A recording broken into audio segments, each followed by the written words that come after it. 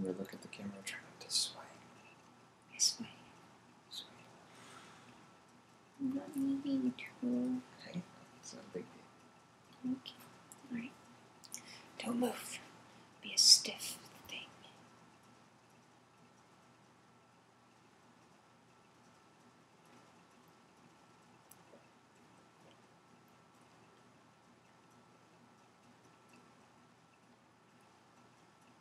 Hi, my name is Sarah Callahan, and I will be presenting on business in Italy.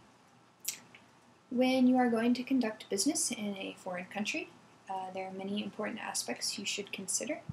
In Italy, there are a lot of customs that are similar to those in the United States, but there are also many that are very different. So you should have knowledge to conduct business successfully and leave a good impression.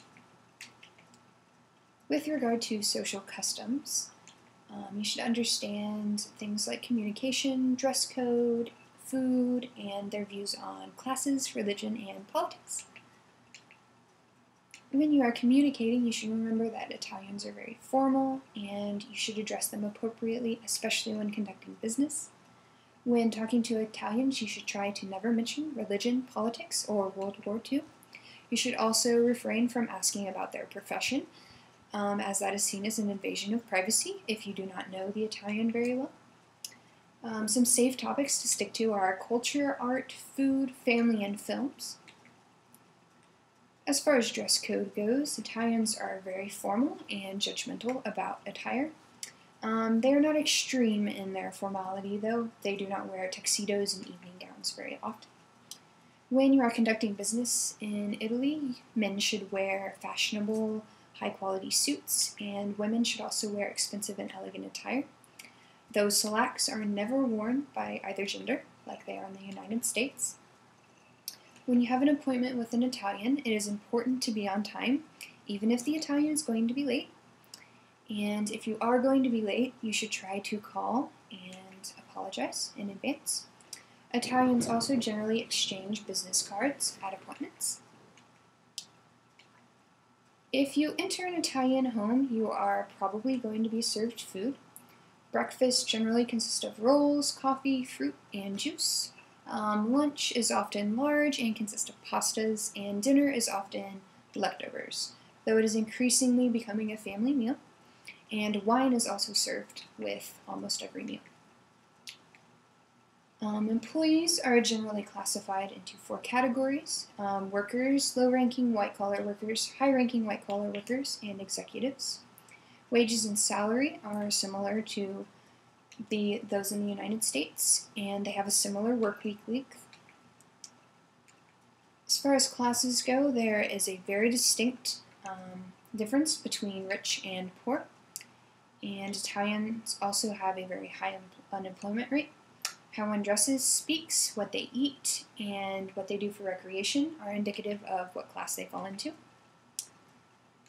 As far as gender and family life goes, after World War II, it transitioned from a male-dominant society to more equal, and women now participate in politics, economics, and social life.